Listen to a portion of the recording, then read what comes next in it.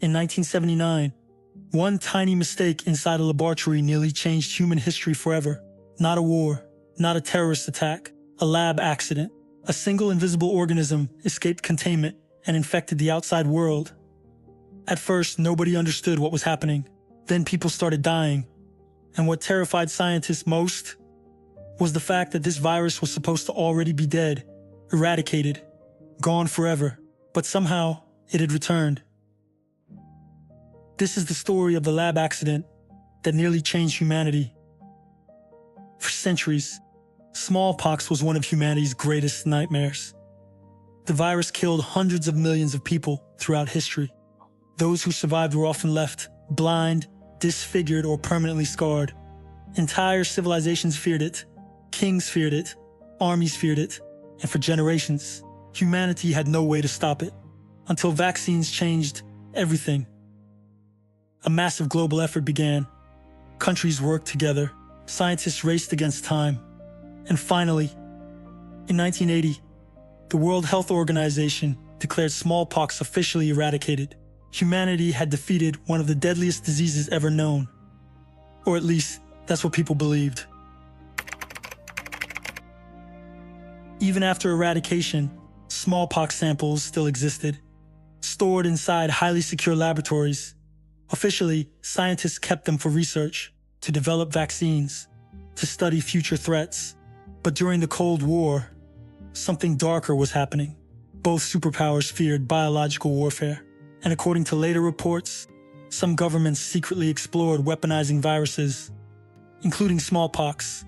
The idea was terrifying, a microscopic organism capable of causing global chaos. And inside one Soviet laboratory, everything went wrong. In April 1979, scientists working at a Soviet biological facility in Sverdlovsk allegedly made a fatal mistake. According to reports, a contaminated filter had been removed from an exhaust system. But the replacement filter was never properly installed. For several hours, dangerous biological particles escaped into the air, invisible, silent, deadly. At first, nobody noticed. Then people started becoming sick. Workers collapsed. Patients flooded hospitals. Doctors became confused. Symptoms appeared rapidly. Fever, breathing failure, internal bleeding. And then people started dying, fast.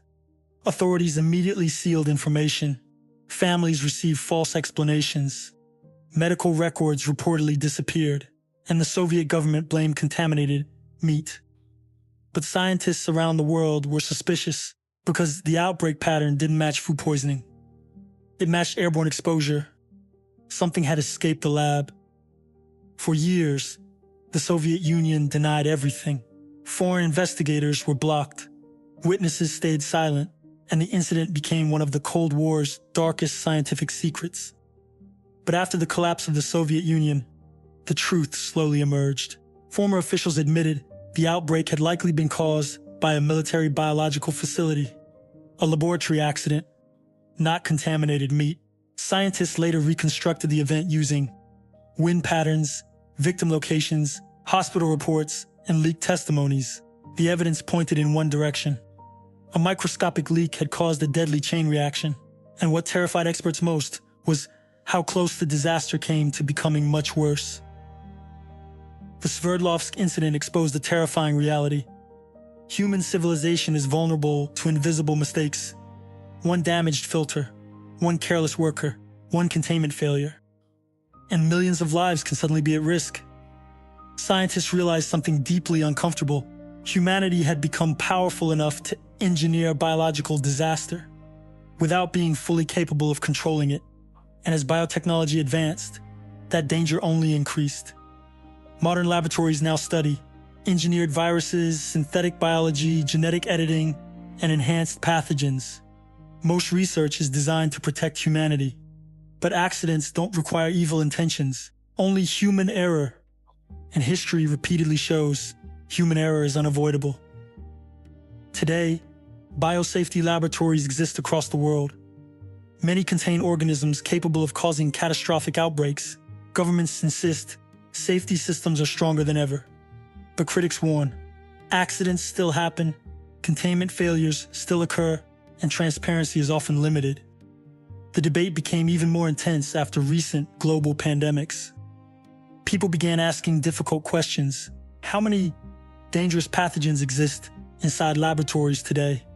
How many near accidents never became public? And what happens if the next mistake spreads faster than the last one? Because unlike nuclear weapons, biological disasters can begin invisibly. No explosion, no warning sirens, just symptoms. And by the time humanity notices, it may already be too late. The Sverdlovsk accident became a warning, not just about biology, but about human ambition itself, because humanity now possesses the power to manipulate life without fully understanding the consequences. And somewhere tonight, inside heavily secured laboratories around the world, scientists continue working with organisms capable of changing history, all separated from the outside world by filters, protocols, and trust.